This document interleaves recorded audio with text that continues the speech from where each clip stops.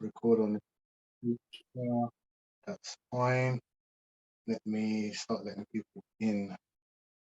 Wonderful. How have you been?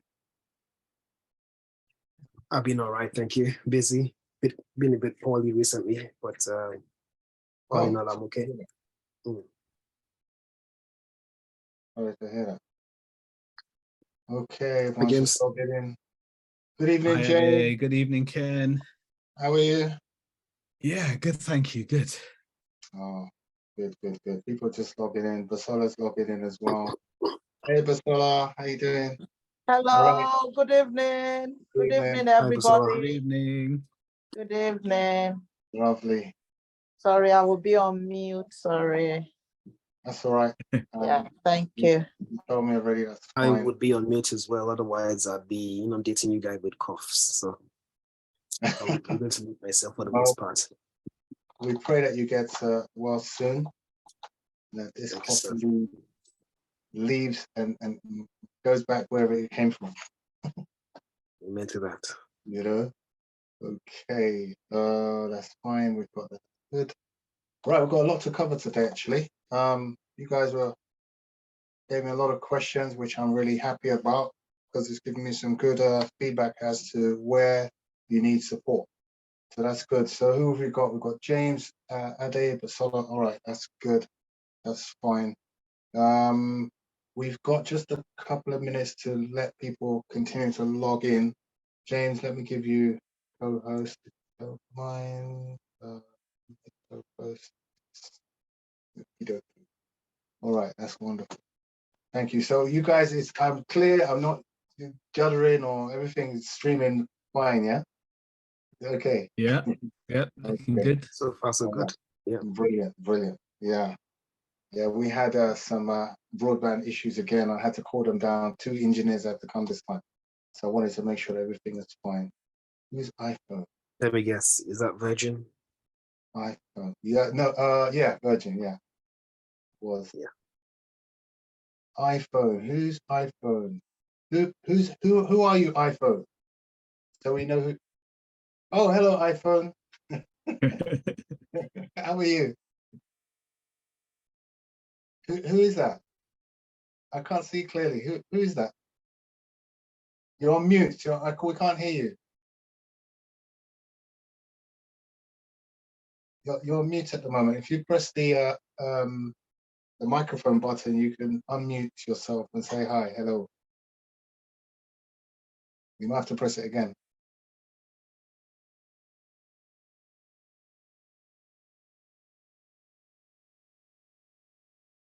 Okay, it's not quite pressing. Never mind. You're getting there. Okay, never mind. You're there. You've got the link. You're connected. Once you, maybe you can tap on the chat. You can tell us on the chat and say hi. All right, good. We are getting started because we're now 7:37. I've got a lot of material to cover. I'm just going to jump straight into it, and we're going to get started. So let me share my screen. Share screen.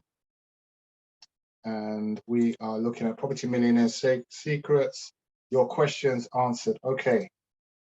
So here is how we're going to run it. We're going to go through these four points, and then we're going to end with questions. So firstly, we're going to look at how do I source a deal. We're going to go through how that process works, how to identify genuine leads.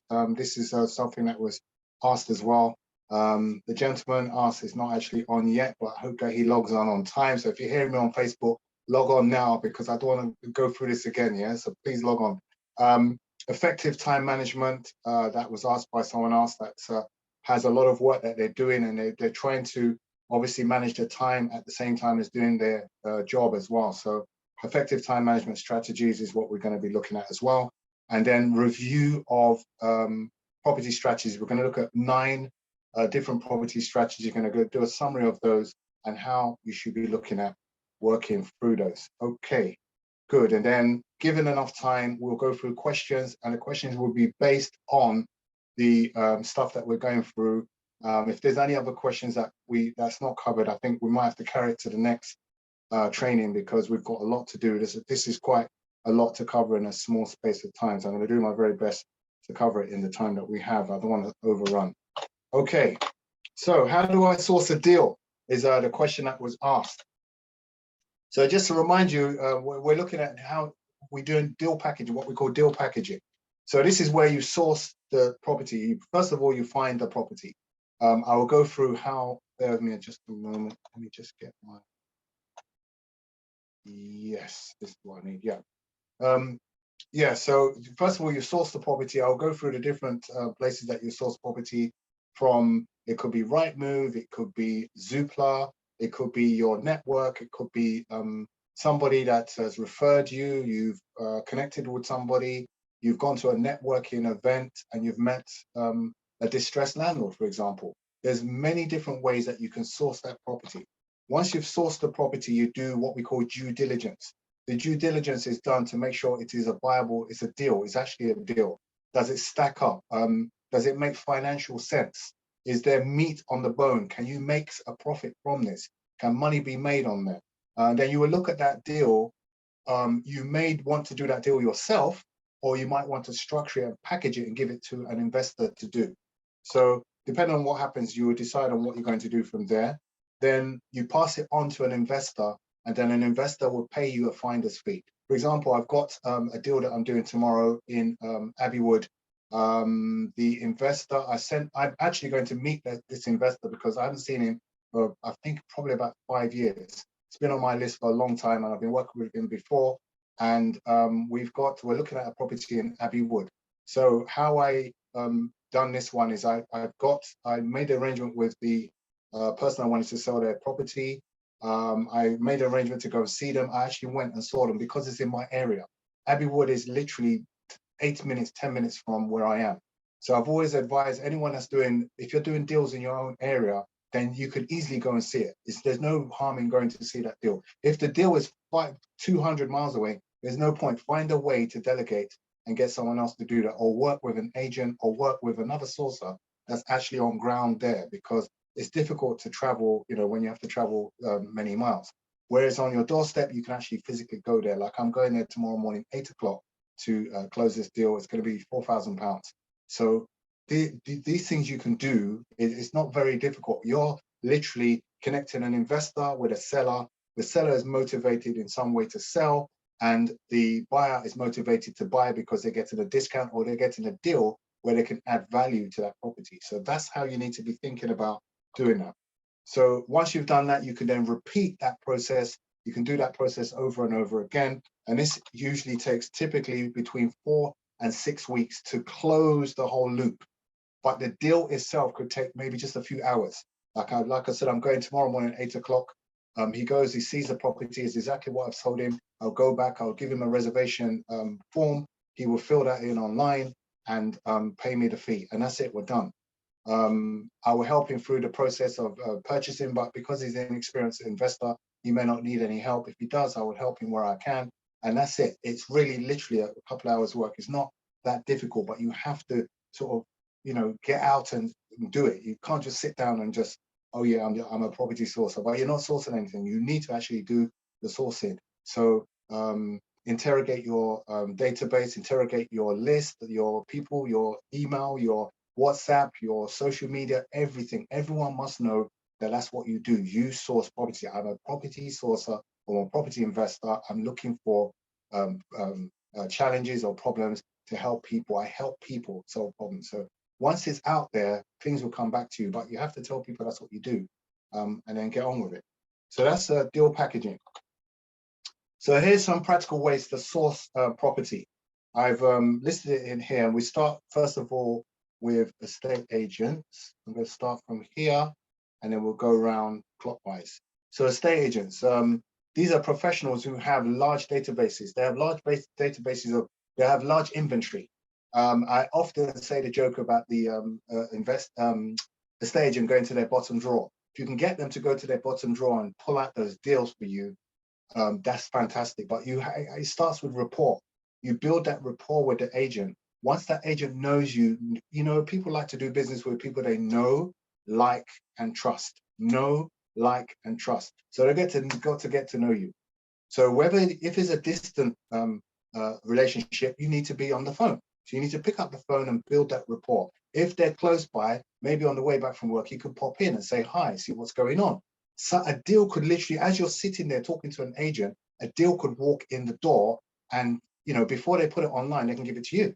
So you need to really be, use your locality where you are and leverage where you are to do as much as you can with estate agents. So property auctions, we move to the next one, property auctions. So property auctions, this is a good place if you are, for example, if you've got the time, you can go to a property auction and meet other investors and also sellers. You can meet some, because some sellers actually go to the auction to see how the auction works before they put their thing on there. So if you now go there and network with the people that are in there, you might even be able to get a deal directly from a motivated seller that's already in the room.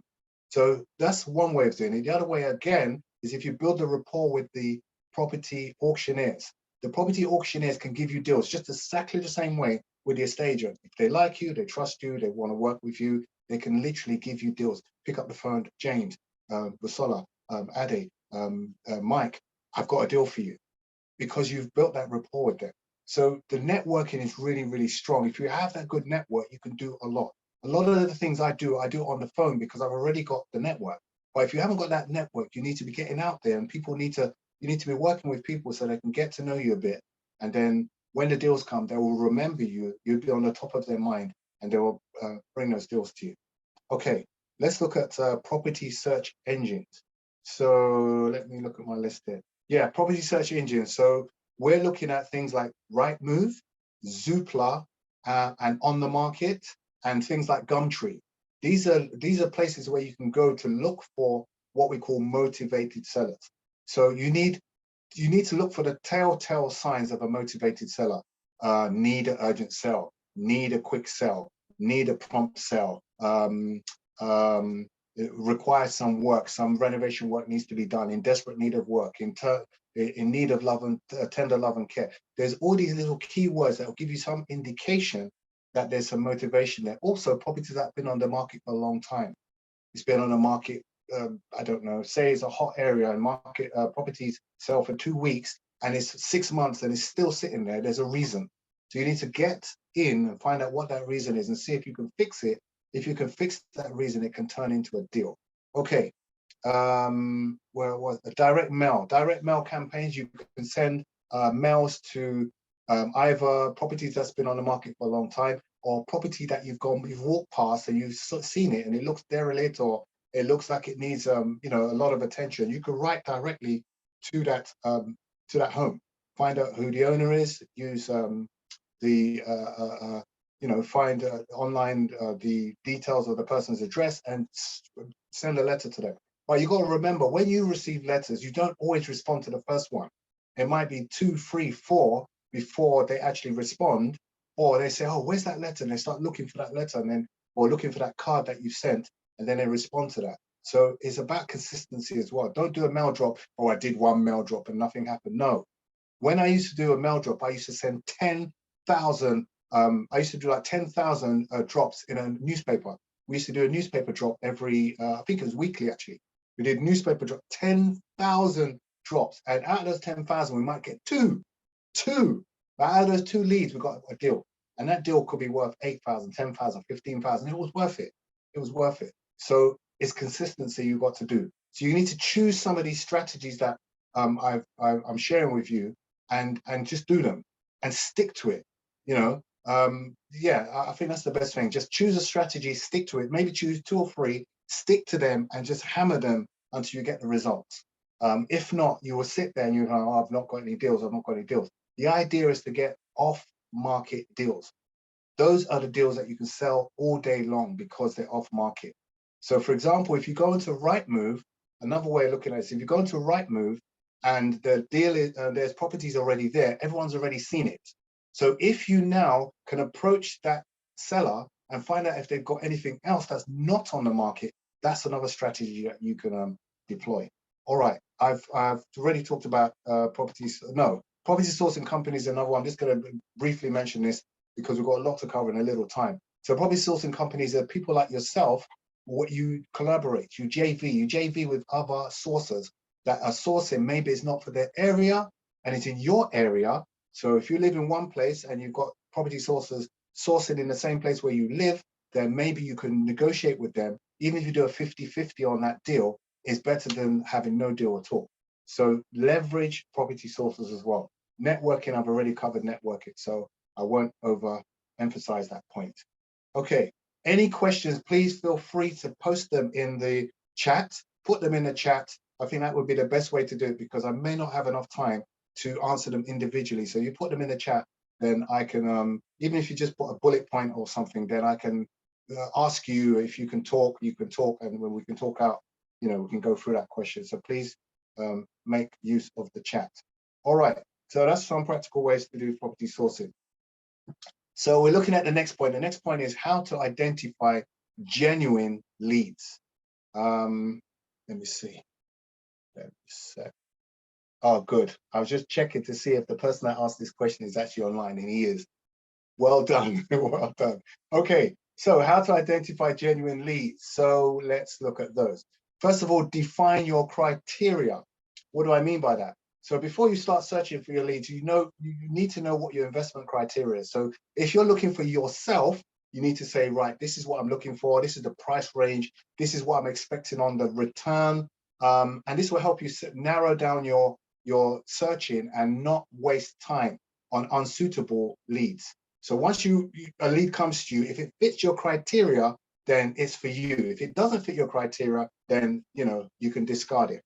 Okay. Conduct due diligence. I keep on hammering this point about due diligence, but once you've identified the lead, you need to conduct the due diligence. You need to verify the legitimacy of that lead.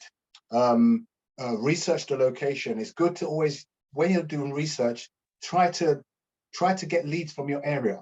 When they're in your area, because you will narrow down the research because you know half the answers already.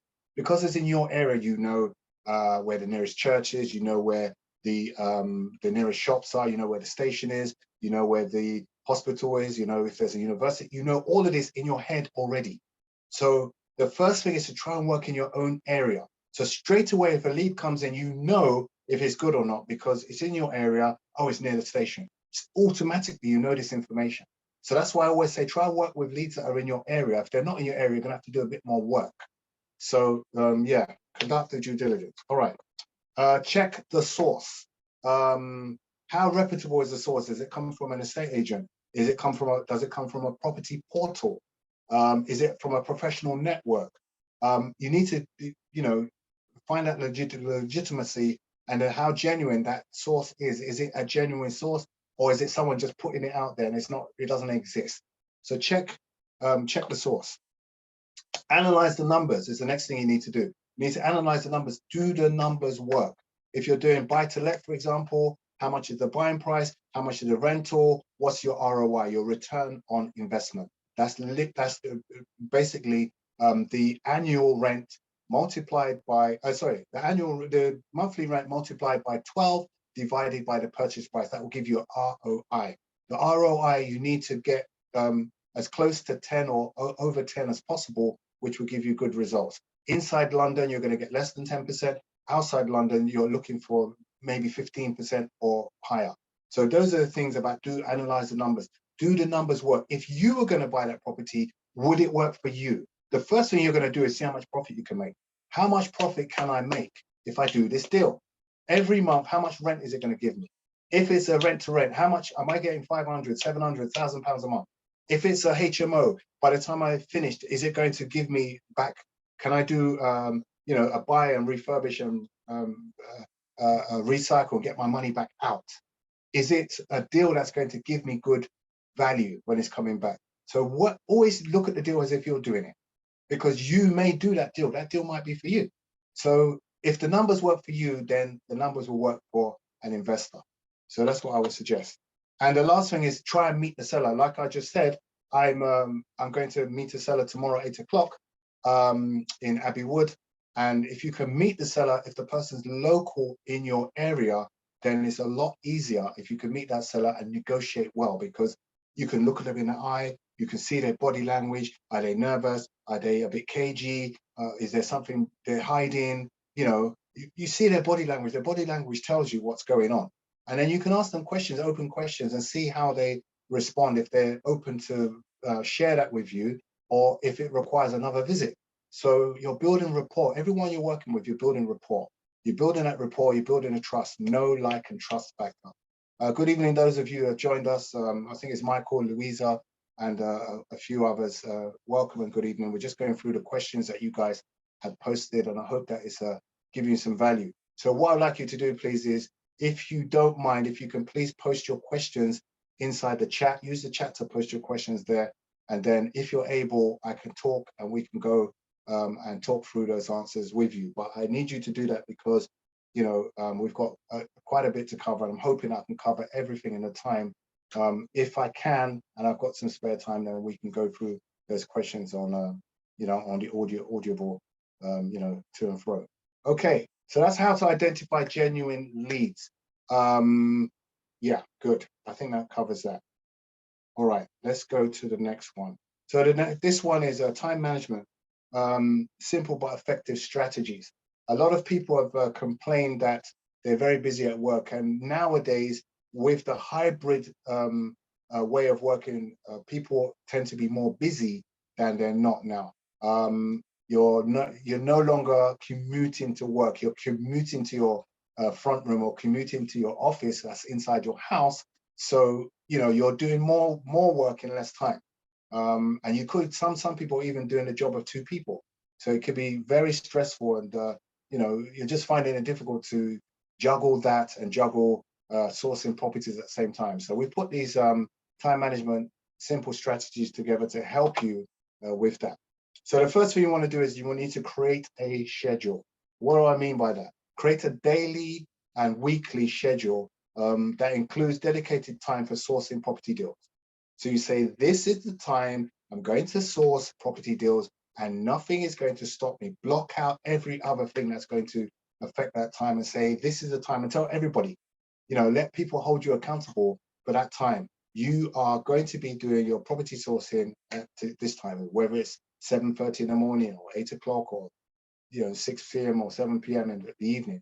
Block out that time, create a schedule, stick to it. Yeah. And anyone that comes to threaten that time, you just tell them it's non-negotiable. Make it a priority. Make it a priority. Put it in your calendar, put it in your diary, block it out. Anyone calls, they can't get in. That's your time to do your sourcing. The next thing you need to do is set clear goals. Set clear goals for each sourcing session that you're going to have. There's no point just saying, oh, I'm going to source a property at 8 o'clock. Say, I'm going to source a property in this area. This is the criteria I'm looking for. So exactly the time that you get there to start doing your schedule, you know, 1, 2, 3, ABC, exactly what you're doing. Step by step, you know what you're doing. When you break it down this way, it might take a little bit longer to do that, but it just is more effective, because when you get there, you can just immediately go and do what you're supposed to be doing. It's the planning. I usually do this on Sunday. Either Friday sometimes or Sunday most of the time. Sunday evening, I'll just have my things ready for the week. These are the goals for the week. These are the objectives I need to cover. These are the things I'm going to be delegating to some people. These are the things I'm going to be doing myself. These are the projects I'm working with other people. These are the emails I'm going to be looking at. Don't try to answer all those things there, but structure them so that you know this is the time that you've allocated to deal with those things. So have your goals is very, very important, because you don't set any goals, how are you going to score? You can't set a goal, you can't score the goal if you can't see it. So set those goals, clear goals. Use technology. Any task that's repetitive, try to automate it. Find a way to automate it. If you're not sure how to do it, ask people that are doing it. I use things like Trello. I use things like Less Annoying CRM, which I keep telling you guys about. It's a customer relationship management system. The Trello does your tasks and things like that, and you can delegate the tasks to other people. I use probably most of the Google suite. Google has so many different things that you can utilize. I use Calendly to do my calendars. Just there's tools out there. You just need to really utilize them. Anything that's repetitive, try to automate it. Anything that you keep doing over and over and over, try to make a template and make it automated. Automate it, write it out like a process, and somehow systemize and automate it. The other thing as well is to make sure you do your first. This is one game changer for you. When you set your tasks, you have a task. Normally you'll say, right, I'm going to do these 5 things. Usually people do between 3 and 5 things in a day. You say, these are the 5 things I'm going to tackle. I'm going to must do these things today. And then what tends to happen is you want to warm up. You start saying, right, I'm going to do this one because it's easy. I'm going to do this one because it's less easy. And then this, and then you go for the more difficult ones later. Do it, turn it around.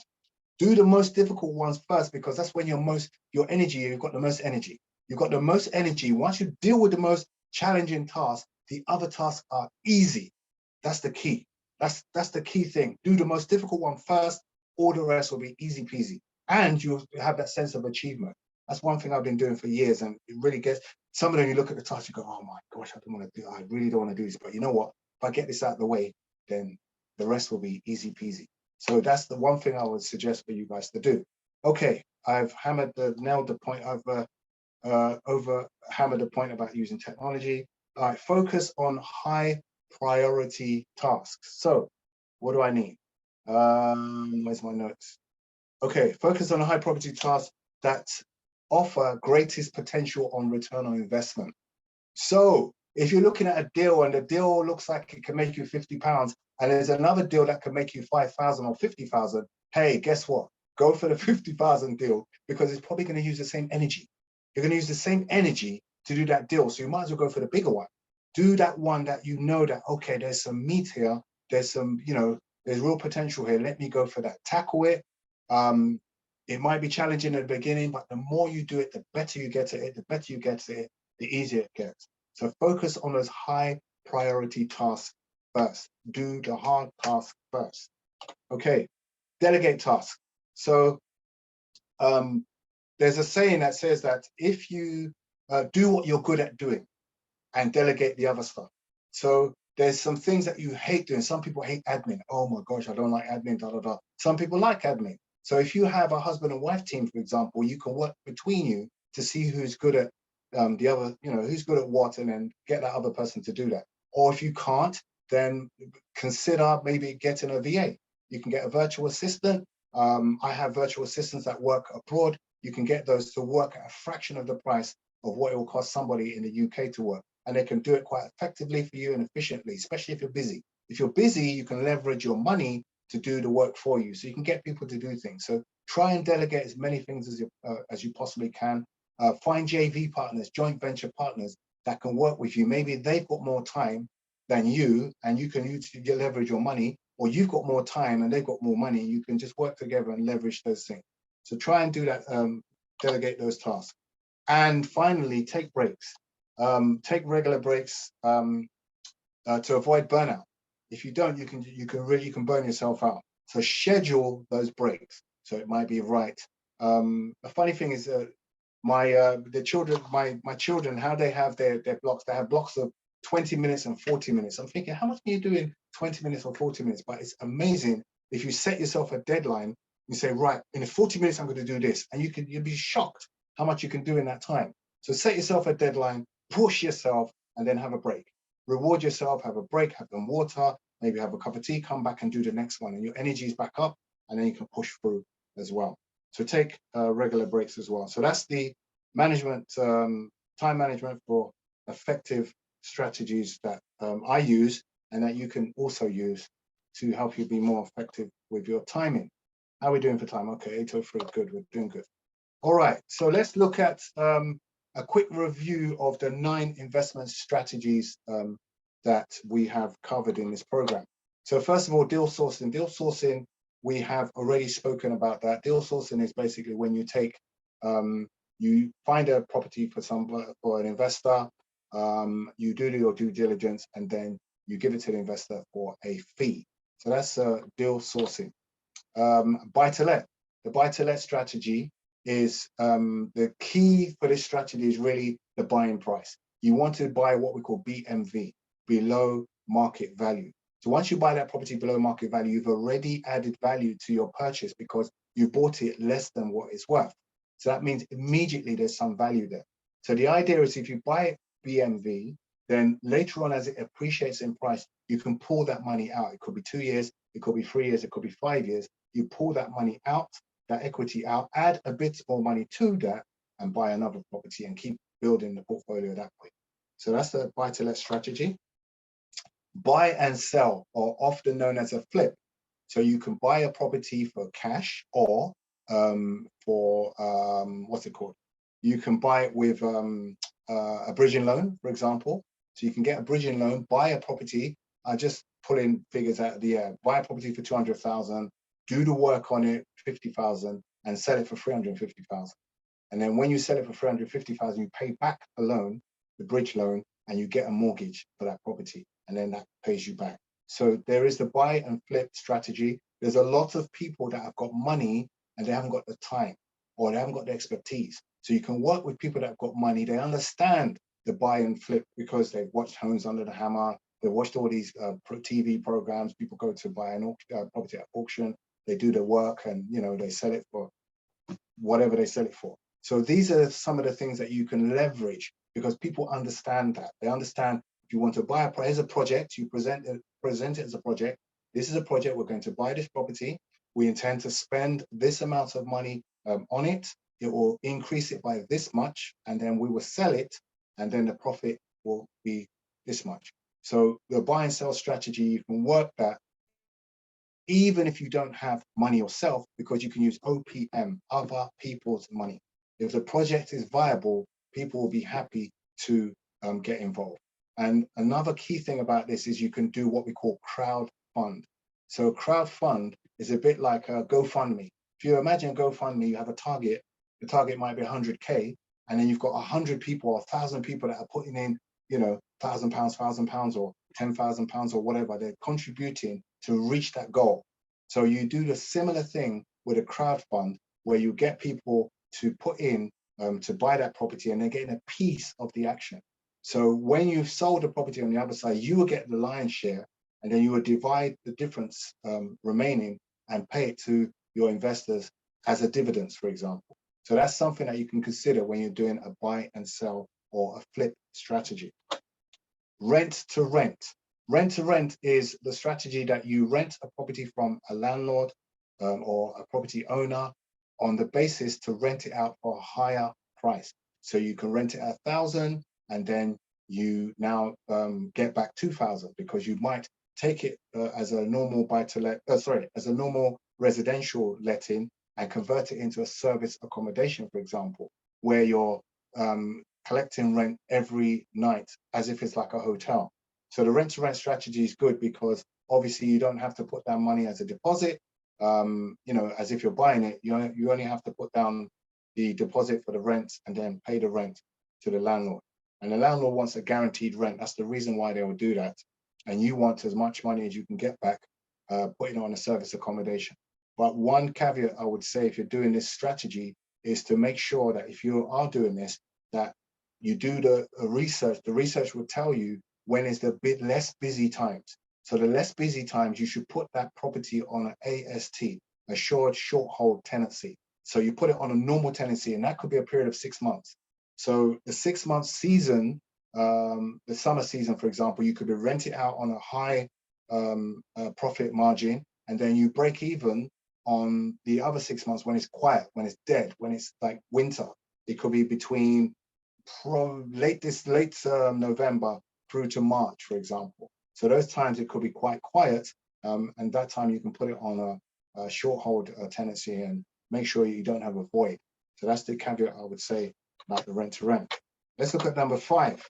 The number 5 is service accommodation. I briefly touched on service accommodation. Service accommodation is you're getting a property, either you're buying it yourself to let it out on Airbnb, booking.com, etc., or you rent it out from a landlord and then you put it on service accommodation where you're charging night per night fees.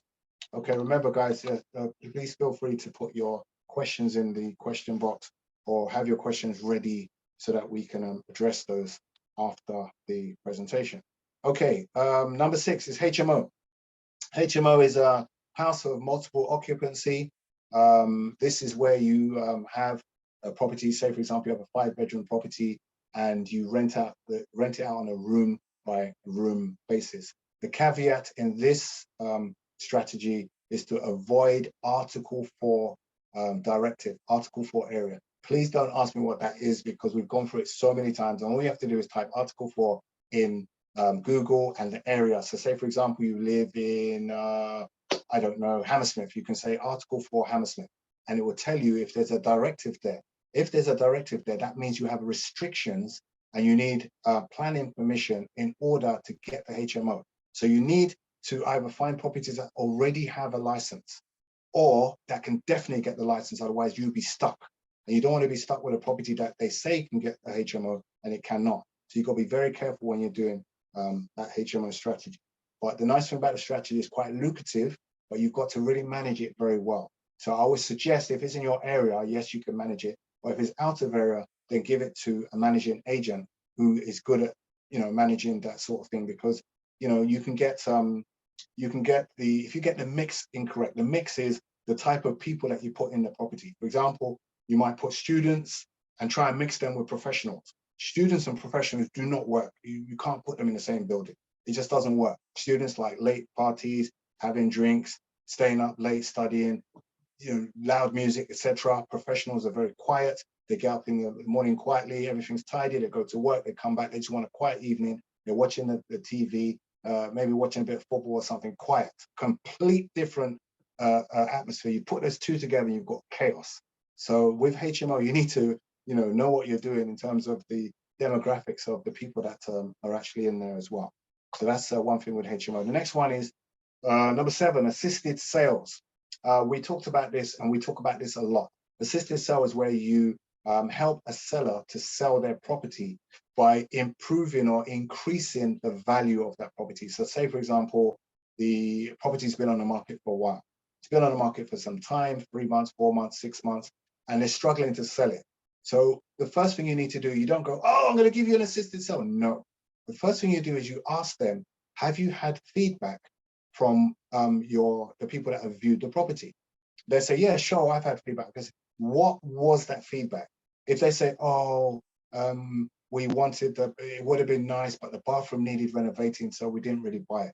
It would have been nice, the kitchen needs renovating, we didn't buy it. It would have been nice, the carpets are old and it's a bit tired and we didn't want to do the work. Good. That is an ideal candidate for an assisted sale.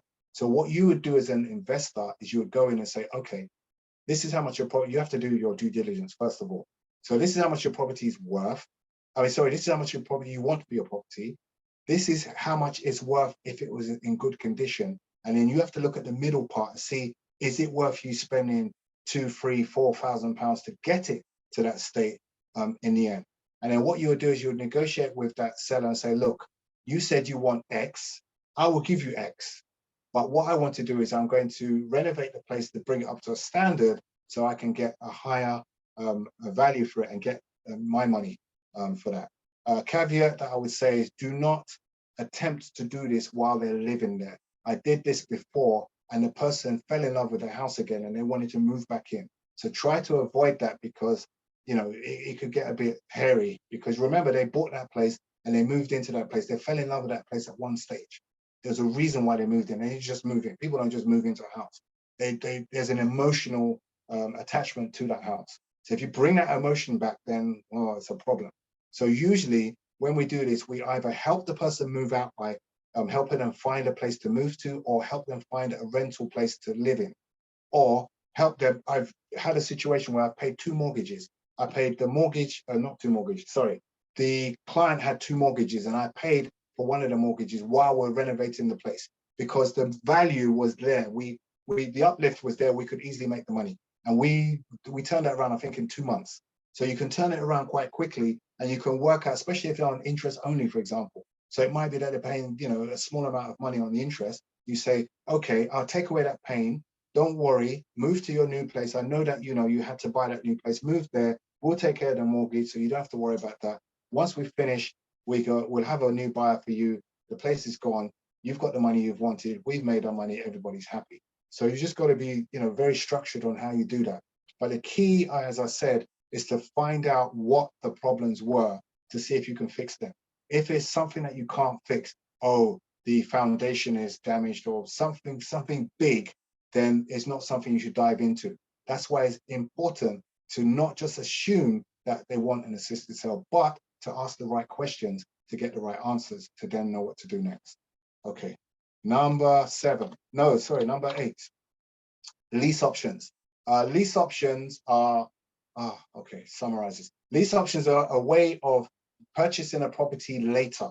So this usually happens when we have people that have negative equity. What is negative equity? Negative equity is the property is worth less than the market value.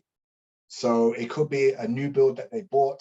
They bought the new build, it's brand new when they bought it. They've had it for 3 years or 4 years. The price has not caught up with the market price. It's still higher than the market price. They want to sell it and they can't sell it for less than they bought it for because they bought it for X. So you come in, you say, all right, then look, I will take this property off you and we'll babysit this property and we'll look after it for the next 5-7 years. And after that time, we'll buy it from you. You get what's called a tenant buyer. A tenant buyer will now buy that place. They will move in there. They will pay you rent, which you will pay to the seller, and then you work out a deal on how much they're going to pay on the other side, and then you'll make your profit somewhere in the middle. So a lease option is is what we call a delayed purchase. So you're delaying that purchase, but it gives exit for the person that's struggling to sell, because it might be a rental that they're just stuck with. They're like, oh, this is giving me a headache. Or they could be immigrating, going out of the country, and they just don't want, it has to be something that they're ready to just walk away. They're ready to walk away, and you can present them a deal, then you can present the lease option and do that.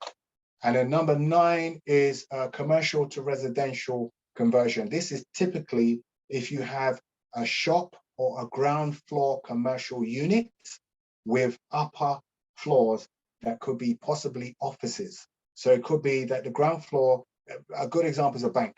You've got the bank downstairs and then you've got offices above. The offices are above the bank. And then what you would do is you would arrange to purchase that property from them or structure it as a deal and convert the uppers into flats, split them up, partition them off, put flats in there, put separate utilities, gas, electricity, flat A, flat B, flat C, flat D, put them as separate units, and then sell them or refinance those and pull the money out. Usually those commercial deals are quite heavy on the finance, but there's financial mechanisms we can put in place, like what we call a permitted loan, or a loan that's going to be able to use to purchase that property.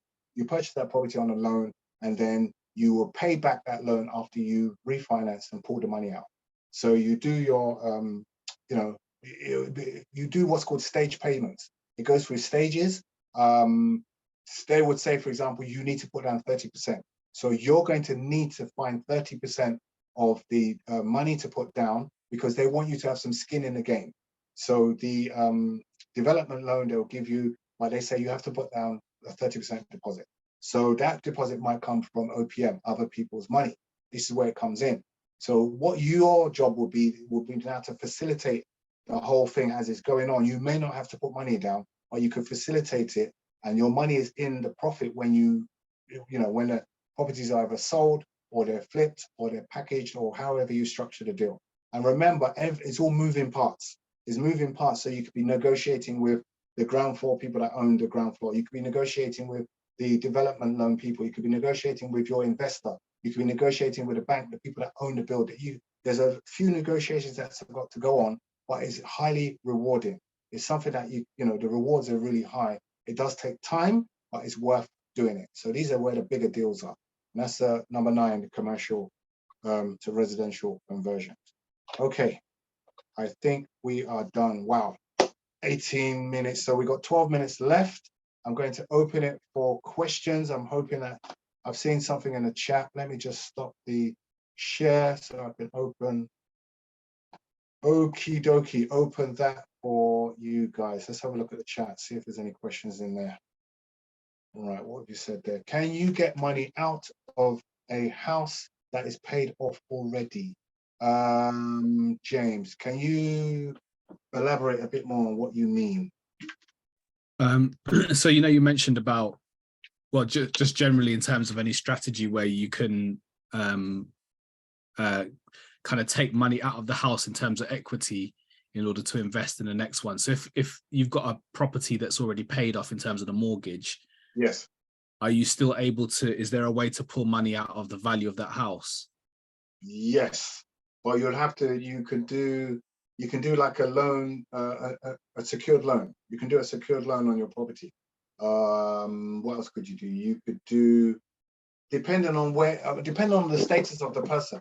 If the person is, it depends on the age. The age would determine if you can do it, because it's literally going to be a remortgage. You're going to mortgage it again. But say, for example, you have no money outstanding, you could just say, oh, I just want to take out 100 grand, which they'll be happy to do, because they know that you've got more to lose than they have to gain. So when you go there, you say, I want 100 grand. They say, oh, how much your property worth? It's 500,000. They'll give it to you, because they know that, if they have to repossess, they'll repossess it. They'll take your 500, sell it at 500 or 450 or whatever, take their 100 back and give you the difference. That's what's left. So they'll happily do that. If you have people that are looking at those kind of things, I can connect you with brokers, and if it's commercial people, and if it's residential people are part of our team that could help to do that. But yeah, 100%. This is one of the things that people do. They leverage the money that's inside their property to go and do property deals. I've recently done that with someone. How many did we buy? We bought 4 properties. They leveraged their own property in Luton, and they bought 4 properties around the country and up north and etc. We had, oh wow, they bought 5, but 1 fell through, so they bought 4 in the end. But yeah, they've done exactly the same thing, because there's no point having equity in your house if you can't enjoy it. Are you going to wait to die before you can actually see that money? It's not good. So they've leveraged the money that's in the property, so they can enjoy the money coming back from the rental from all these other properties, and increase the 4 of the equities are going up. 1, 2, 3, 4 houses are going up in equity, rather than you're sitting on 1. So they've still got their 1 going up in value, but they've got 4 others going up in value, and giving them, paying their pension, basically. Is paying, that's what they've done. They structured it for. They wanted 3 for their pension, 1 they wanted as a holiday, a place that they can just, sometimes have as a service accommodation, and go there. It's by the beach, etc. And they could go there and use that as a holiday destination as well. So yeah, by all means, that's something that definitely people can do. Very, very good idea. It's a good way of leveraging the money that people have. And there's a lot of people are nervous. They're like, oh, it's my house, but you're not doing the money. You're sitting on the money. You might as well leverage that money and enjoy it. So then when you speak to them, they're like, oh yeah, it makes sense. It makes sense, because you're still going to owe that money. If you don't, you're not going to default on your house. It's your house, So some people are sitting there not knowing what to do. So very good question. And you can help a lot of people with that strategy. Very good question. Thank you. Okay, any other questions based on, we've got 8 minutes, based on some of the things we've gone through. I'm happy to go back. No question is silly, so don't feel that you feel a bit silly asking a question. No question is silly. You can ask anything you like regarding what we've gone through. Please don't send me a message at 10 o'clock tonight and say, do you remember that question? Because please, I need to answer that question now, so other people can benefit from the answer. Yeah. Yes. Okay, I've got one. Hello again. Now, so basically, yesterday, one of my colleagues at work, she's got a property in Leicester, and obviously with the interest rate going up, so it's like she's saying that the rent is like, it's like the rent and the mortgage are sort of like evened up. So she's now thinking of selling that property. Okay. Yeah. So with tenants inside it. Yes, and she wants to sell the property with the tenants in. Okay. So it's not on the market yet. All right. So what's your question? So, well, I know you normally talk about newly built, but in this case, it was new when she bought it 17 years ago or so. 17 years ago, okay. So, I know you normally say, oh, you don't go for it's not quite new now, is it? It's So slightly new. obviously, it's been there for 17 years. Okay. So, I don't know if this is, I've not done any due diligence on it, which I straight have. away. Oh, sorry, carry on. Sorry, excuse me. Go on. On. So I want to do my due diligence because they've got some estate agents to come and value it. So it was valued for 140K. Yes. It's a 2-bed flat. Yes. How much did she buy it for? She bought it for, I think, 100 or 105. Okay. So it has increased in value. The only challenge you're going to have, I can see, when she's going to sell it, because an investor is going to buy it because she's got a tenant in there, unless she's going to evict that tenant. If she's not evicting that tenant, then it has to be sold with a tenant. If it's sold with a tenant, the tenant needs to be paying market rent. If the tenant's not paying market rent, it will struggle to sell. Yes. Make sense? Yes. So the long and short of it is that she's going to have to increase the rent if she wants to get that top value to sell, because otherwise you're giving the problem to the investor. The investor now is going to buy it with a tenant and has to increase that rent. And what will happen? The investor will insist that the rent's got to go up before they buy it. Okay. So long story short, that's one of the things that's got to happen. Another thing that could happen is it could be a part assisted sell. You might give it a lick of paint or something to bring it up to a certain standard, maybe, but you would have to take a little bit of a closer look at it. But there's definitely some potential there. But the only problem is she's gone to the agent and the agent's told her 140. So in her brain, she's got 140 now. Well, in fact, she was the one that because she was trying to show me the property. So she now went online and then she saw other properties similar for like 138. So immediately I told her, I said, let me tell you, agents at times, they overprice when they are valuing your property. So maybe it's not actually worth that price. I said, but I told her I'm going to do my homework and I will let her know. She also told me about the rent, that the rent is $650. And I did ask her, I said, is that the rent in the area? But again, I can check to know how much rents are in the area, to know if the tenants are. Then I will let you know, what I come up with. Also, find out how long these are key questions. How long the tenant's been there? This particular one, I did ask. Okay. And have they been up to date with their rent payments as well? Because this is a question the investor is going to ask.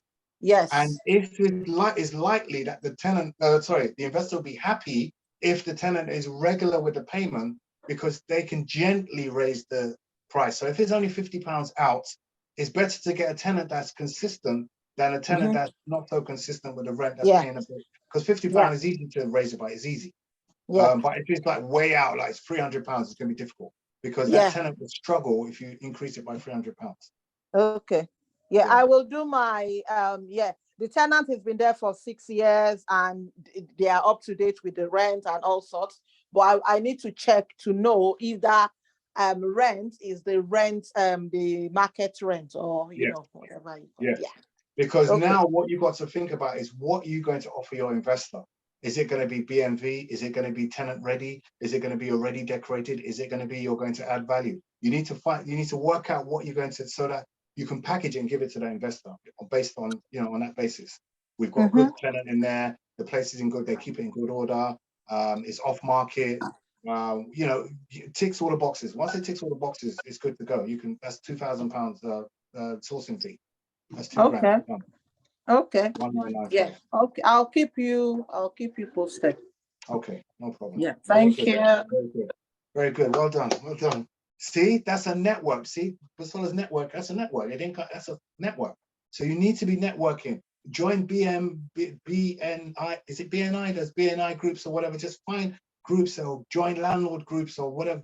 Because landlords have problems. Every landlord's got a problem property. And then that problem, if you could take that problem from them, you could turn it into a deal. You turn it into a deal, problems equals profits. I always say this. So these are the type of things you need to do. You need to do your networking. Even if you're networking on the phone, you're phoning people. Oh, by the way, do you know I do property, etc. You know, what kind of, oh, we just help people that are stuck and people that need some help. Do you know anybody? If you know anyone, let me know. And before you know it, you know, people will get to know that that's what you do, and the word will go around and you help people. So always be networking as well. Always be telling people what you do, so that you know, you can be expanding there. We have 1 minute left. We have 1 minute. I can't believe it. Any last questions? Any last questions? Has that been helpful for you guys? Has it opened a few things in your mind and put some things in place for you? But it's very helpful for you guys to give me these questions, because then I can build, you know, the training and give it specifically for you. So it's literally tailor-made for you exactly. But I do need the earlier you give me that information, the better, because it really is last minute. If I get, oh, you know, 1 hour before the training, oh, can you put this question in? Because we're building slides and we're putting slides together and presentations. So please, please, please, you know, 1 day before the latest, and get those questions in, and then I do my very best to you know, present them as a presentation, or we'll talk through them, or we even, my plan in the future, in the next few months, is we're going to have some one-to-one sessions where we're going to put you in breakout groups, and you're going to be sharing your experiences and, you know, challenging each other, holding each other accountable to make sure that you do what you say you're going to do. So if you say you're going to make those calls and do those deals and set up those things, then those are the things that you're going to do. You need to be held accountable for that. Otherwise, time will pass. It'll be next month again, and you just, oh, that was nice last month. But it's not about it being nice last month. It's about the deals that you're doing. We want you to do deals. We want you to make money. That's the whole reason you're doing this. You know, it's not just a, you know, meet and just talk about it. Let's actually do something about it. Okay, we're at time now, so that's our time. Thank you so much. If there's any other questions, then it might have to go into the next, unless there's a deal. If you're doing a question like Ursula, just fire me an email, then I can respond to that. I'll help you guys with the deals. But if there's questions on the training, then you might have to put those to us as an email, or if you can wait till next training, then we do it then. If it's urgent, then, you know, you can just send an email to my team, and then we'll be able to help, or post it on the WhatsApp group, because we've got a team working in there as well now. So that'd be great. All right, guys. That's fantastic. So remember, never stop learning, because life never stops teaching. Make someone smile today, and remember, look for problems, because problems equals profits. Thank you so much, guys. God bless you, and we'll talk soon. Take care. Thanks, Ken. Good night, All everybody. right. Thank you, Ken. Yeah. Good night, Bye-bye. everyone. Thank you, Ken. Good night, everyone. Good night. Bye. Yeah, bye.